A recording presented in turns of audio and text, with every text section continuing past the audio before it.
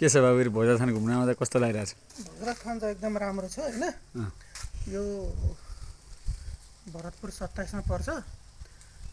भरतपुर नारायणहाट हुँदै मङ्गलपुर चनौली हुँदै ज्योतिनगर हुँदै पसडा पाउने अनि पहडाबाट सिधै तल झरिसकेपछि मेघौली चोकबाट दक्षिण लाग्ने। त्यहाँ भोजराथान सोध्दै आएपछि क्लिनिक बागको बाटो हुँदै आएपछि भोजराथान भन्ने छ।